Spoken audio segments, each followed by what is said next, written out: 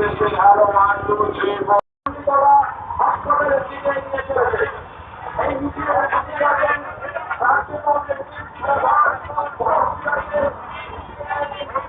আমাদের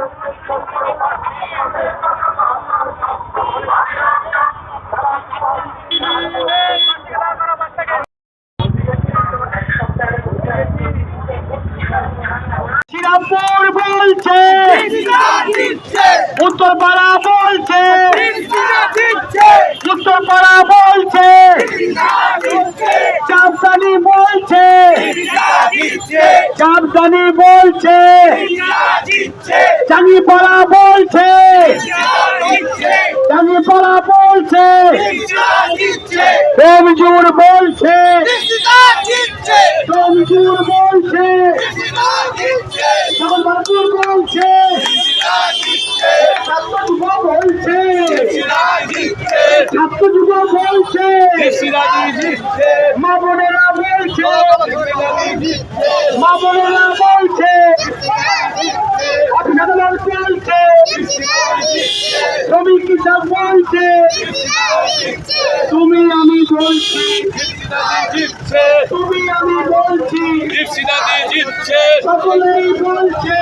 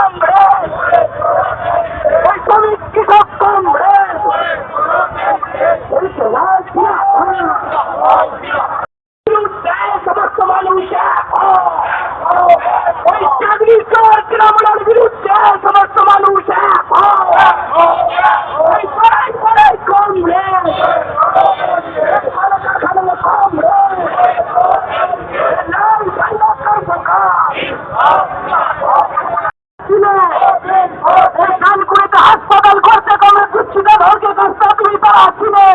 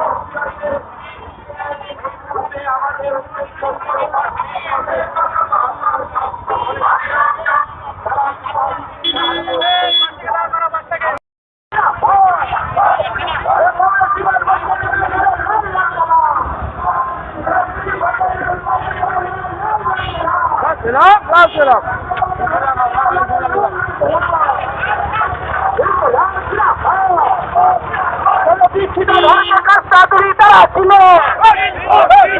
দীক্ষিত ধর্মে কাস্তাদুরি তারা ছিল।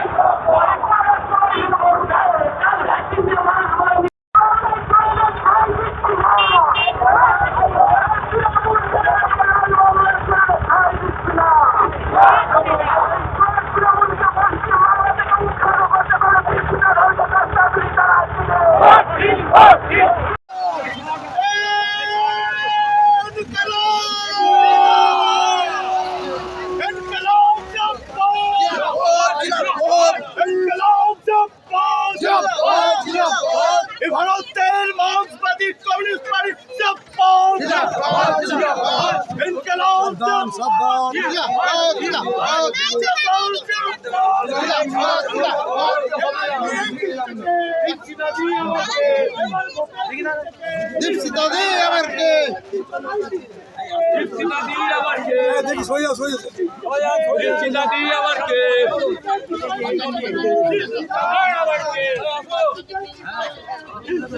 পশ্চিমবাংলার মানুষ যে চলে যে বিদায় দেওয়া উচিত, এখন একদম সময়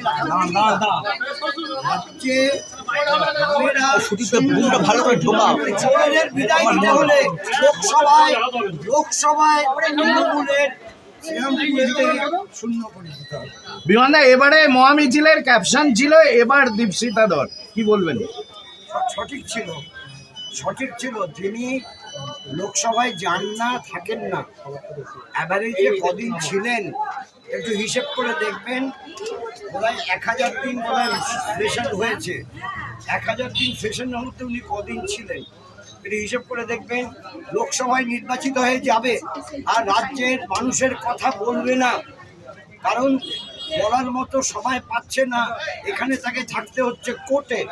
তাহলে পর সে কেন রাজ্যসভায় যাবে? লোকসভায় সে যাবে কেন? সন্দেশখালী নিয়ে তৃণমূলের দল রাষ্ট্রপতির কাছে যাবে, কি বলবেন? সন্দেশখালী নিয়ে উভয়ে, তৃণমূল এবং বিজেপি উভয়ে অসৎ খেলা খেলছে। এই অসৎ খেলা বন্ধ হওয়া উচিত।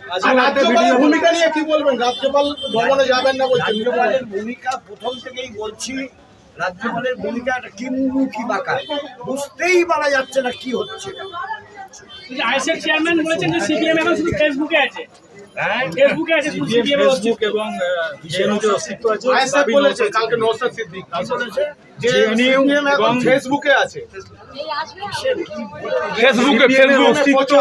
ফেসবুক এবং জেএনইউতে কোনো তাছাড়া কোনো অস্তিত্ব নেই, দাবি নওশাদ সিদ্দিক।